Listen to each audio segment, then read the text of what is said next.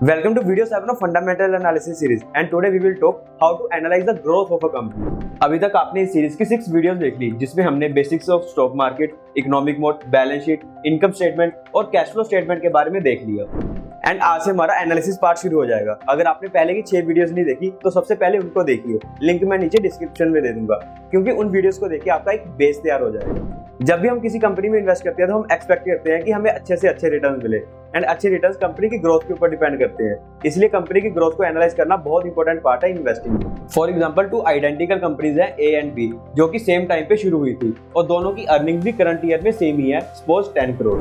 Company A की earnings 15% से grow कर रही है, वही कंपनी B की अर्निंग्स 5% से ग्रो कर रही है। इस तरीके से 10वें साल कंपनी A की अर्निंग्स होगी ऑलमोस्ट 40 करोड़, वही कंपनी B की अर्निंग्स होगी ऑलमोस्ट 16 करोड़। ताजुब की बात यह है कि दोनों ही कंपनी ने सेम टाइम पे स्टार्ट किया था, बट 10 साल बाद दोनों की अर्निंग में बहुत बड़ा डिफरेंस है। एंड मैं ऑलमोस्ट श्योर हूँ कि आप कंपनी ए में ही इन्वेस्ट करना चाहोगे रेदर देन बी। एंड इससे हमें ये तो समझ आ गया कि ग्रोथ रेट कितना ज्यादा इंपॉर्टेंट है इन्वेस्टमेंट में। एंड क्योंकि ये इंपॉर्टेंट है इसलिए हमें एक्स्ट्रा केयरफुल भी रहना पड़ता है when we are putting this into equation. So देखते हैं कि हेल्दी ग्रोथ रेट को कैसे आइडेंटिफाई करें अच्छे रिटर्न्स के लिए। सबसे पहले हम ये समझते हैं कि ग्रोथ रेट होता क्या है। कंपनी की टॉप लाइन यानी रेवेन्यू एंड सेल्स अगर ग्रो कर रही है तो इसे हम कहते हैं कि कंपनी ग्रो कर रही है, बट कितने परसेंट से ग्रो कर रही है ये ज्यादा इंपॉर्टेंट है। किसी भी कंपनी का रेवेन्यू अगर पिछले 5 साल से 15% के CAGR से ग्रो कर रहा है या फिर उससे ज्यादा ग्रो कर रहा है तो इसे हम एक हेल्दी ग्रोथ कह सकते हैं। बट यहाँ पे एक कैच है, मैक्सिमम इन्वेस्टर्स कंपनी में उसकी पास्ट ग्रोथ रेट को देखकर इन्वेस्ट करते हैं, बट ऐसा जरूरी नहीं है कि जैसे कंपनी ने पास्ट में परफॉर्म किया वैसे वो फ्यूचर में भी करेगी। फॉर एग्जांपल सपोज आपके शहर में कोई चाय की शॉप नहीं है और आपने एक चाय की शॉप लगा दी अपने शहर में और वो काफी अच्छे से चल रही है, हजारों की तादाद में लोग आपके यहाँ चाय पीने आ रहे हैं और आपका रेवेन्यू भी अच्छा खासा ग्रो कर रहा है। 3 साल में आपने चाय की शॉप से बहुत अच्छा खासा पैसा कमा लिया, आपने कार खरीद ली, घर खरीद लिया एंड इसी सक्सेस को देखकर बाकी के लोगों को भी लगा कि चाय के बिजनेस में बहुत ज्यादा पैसा है, इसीलिए उन्होंने भी उसी शहर में 10-12 चाय की शॉप खोल दी। अब क्या हुआ कि यहाँ आपकी चाय पीने दिन में 1000 कस्टमर्स आते थे, अब दिन में मात्र 200 से 300 लोग ही आते हैं क्योंकि कंपटीशन बढ़ गया है। तो इससे क्या क्या होगा कि आपकी सेल्स और रेवेन्यू जिस रेट से पास्ट में ग्रो कर रही थी उस रेट से अब नहीं ग्रो कर पाएगी। बट क्या होगा अगर मैं आपसे बोलूं कि आपने एक शॉप लगाई चाय की और वहां से जो पैसा आया उन पैसों को उसी शहर में 3 साल के अंदर यानी बाकी लोगों के नोटिस करने से पहले अलग अलग लोकेशन में 15 चाय की शॉप और खोल दी। यहाँ पहले आपकी एक शॉप में मात्र 1000 लोग आते थे, वहीं अब अगर हर शॉप में अगर 500 लोग भी आ रहे हैं तो 500 into 15 हो जाएगा 7500, यानी एक दिन में आपके यहाँ 7500 लोग चाय पीने आ रहे हैं। तो इससे आपके रेवेन्यू और सेल्स दोनों बढ़ेंगी and that's why high quality growth is important for a company.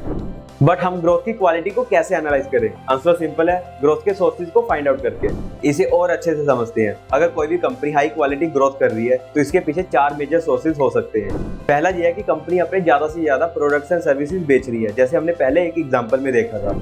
जैसे पहले कंपनी एक दिन में 1000 कप्स बेचती थी लेकिन अभी एक दिन में 7500 कप्स बेच रही है एंड बाकी की लोकेशंस पे भी उसने अपने स्टोर्स खोल लिए हैं बाकी लोगों के नोटिस करने से पहले ही, यानी 100% मार्केट शेयर उस कंपनी का है। एंड मान लो अगर कोई और शॉप खुल भी जाती है तो वो ज्यादा से ज्यादा 10 to 15% मार्केट शेयर ले पाएगी। कुछ एग्जांपल्स की बात करें तो 1995 में नोकिया के पास सिर्फ 15% का मार्केट शेयर था, वही 2007 में वो बढ़कर 49% हो गया। 1994 में रेडबुल ने 0 कैन सेल किए थे, वही 2020 में 7.9 बिलियन कैन सेल किए। दूसरा इंपॉर्टेंट सोर्स है रेजिंग प्राइसेस।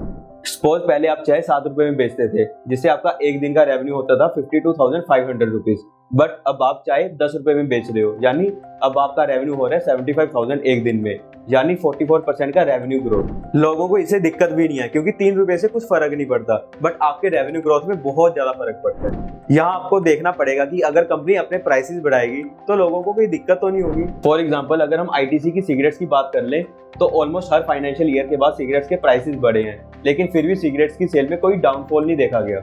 आईफोन हर साल अपना एक नया मॉडल लेके आता है और हर साल अपने प्राइसेस भी इंक्रीज करता है, बट फिर भी लोग उसे बाय करते हैं। और ये सब चीजें तभी पॉसिबल है अगर कंपनी के पास एक अच्छा ब्रांड है।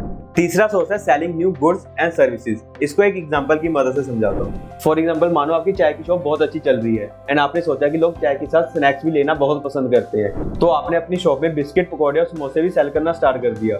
अब आपकी शॉप में उन 7500 लोगों में से 3000 लोग बिस्किट, समोसे और पकौड़े भी लेने लग गए, तो इससे आपका आपका रेवेन्यू बहुत अच्छे से बढ़ जाएगा। अगर कंपनी अपने नीश के अकॉर्डिंग अलग अलग प्रोडक्ट्स एंड सर्विसेज लेके आ रही है एंड उसको सेल कर रही है तो इससे उनका रेवेन्यू बहुत अच्छे से बढ़ जाएगा। साथ साथ ये देखना भी जरूरी है कि कंपनी रेगुलर इनोवेशन कर रही है ताकि वो अपने प्रोडक्ट्स एंड सर्विसेज को और बेटर कर सके। फॉर एग्जाम्पल पहले HUL सिर्फ सोप सेल करती थी, बाद में वो टूथपेस्ट भी लेके आई, फिर वो सर्फ भी लेके आई, देन स्किन केयर प्रोडक्ट्स भी लेके आई।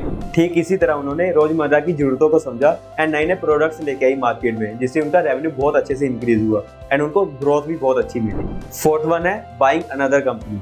इसे भी एक एग्जांपल की मदद से समझाता हूँ। पिछले एग्जांपल में आपकी चाय की शॉप थी, आपने देखा कि शहर में कई कॉफी शॉप्स भी हैं। आपने क्या किया, आपने अपने शहर के कुछ अच्छे कॉफी शॉप्स को खरीद लिया जो कि बहुत ज्यादा प्रॉफिटेबल थे, जिससे अब आपकी सेल्स फिगर और बढ़ जाएगी, क्योंकि अब आप सिर्फ चाय की शॉप से रेवेन्यू नहीं जनरेट कर रहे, आप कॉफी शॉप से भी कर रहे हो। चलो अब देखते हैं कि कंपनीज एक्विजिशंस क्यों करती हैं। पहला रीजन है सिनर्जी के लिए। मान लो दो कंपनीज के पास अलग अलग एक्सपर्टीज है तो वो दोनों मिलकर बहुत अच्छे से ग्रो कर सकती हैं। सेकंड रीजन है रेवेन्यू एंड मार्केट शेयर बढ़ाने के लिए।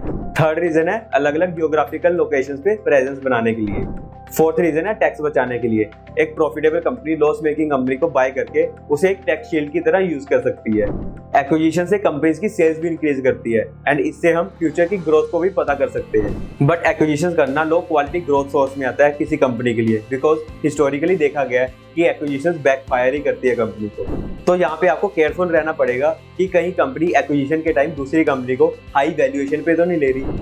फॉर एग्जांपल 2006 में जेट एयरवेज के पास 40% मार्केट शेयर था एंड अपने मार्केट शेयर को बढ़ाने के लिए उन्होंने सहारा एयरलाइंस को अक्वायर करने का सोचा एंड आगे चल के कुछ सालों बाद 2019 में जेट एयरवेज को बैंकरप्सी का सामना करना पड़ा।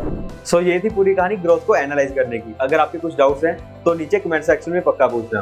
सो मिलते हैं नेक्स्ट वीडियो में एंड नेक्स्ट वीडियो में हम प्रॉफिटेबिलिटी को एनालाइज करेंगे। सो नेक्स्ट वीडियो में मिलते हैं, तब तक के लिए bye bye, take care. Investment in securities market are subject to market risk. Read all the related documents carefully before investing.